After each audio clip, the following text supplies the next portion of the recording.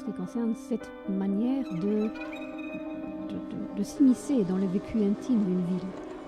Oui, effectivement, j'ai fait un autre projet à la station Saint-Gilles, que j'ai renommé Diade, à Bruxelles.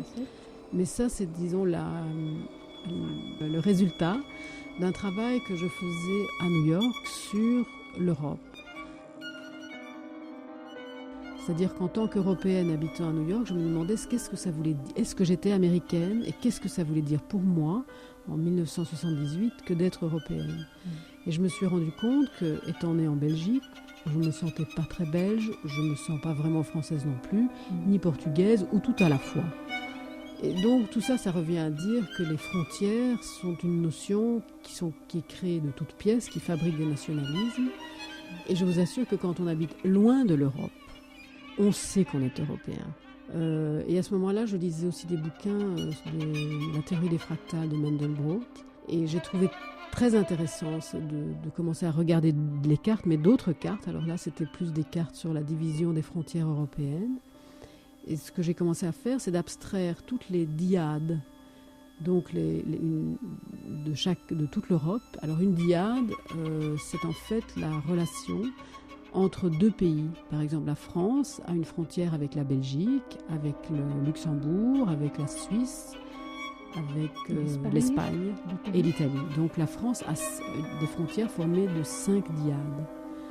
Et toutes ces dyades forment, avant la chute du mur de Berlin, il y en avait 265 dans le monde. Et après la chute du mur de Berlin, il y en a eu subitement 3 fois plus. Parce que c'est la chute de ce tout petit bout de mur, quelque part, a fait la formation de nouvelles nations. Et ça a été un bouleversement géographique et nationaliste, si on peut dire, assez invraisemblable.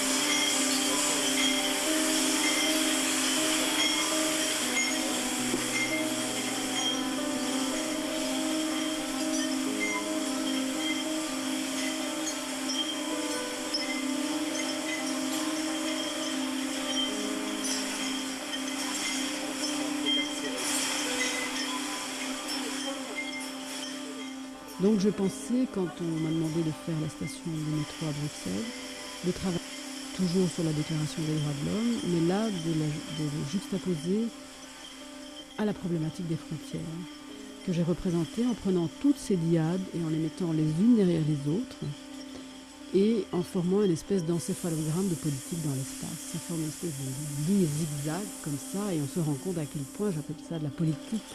C'est vraiment c'est des lignes de politique. Ce sont véritablement les cicatrices de l'histoire. Oui, vous appelez ça la cicatrice. Oui, je trouve que ça c'est une réflexion intéressante. Oui.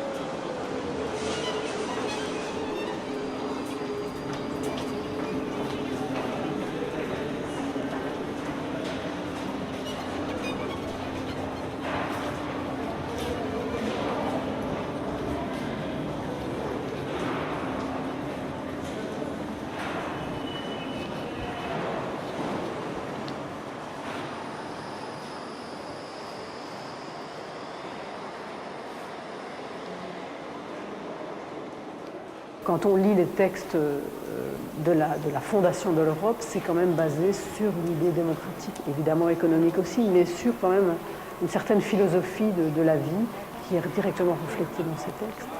Donc en tant qu'artiste, si vous voulez, si je peux espérer que les artistes sont responsables dans la société, j'ai envie, et j'ai véritablement pris le parti de faire ça comme un travail nécessaire à faire. Et je veux continuer. Pour le moment, il y a 15 pays, mais encore d'autres villes, évidemment. Et ça avance petit à petit comme je peux.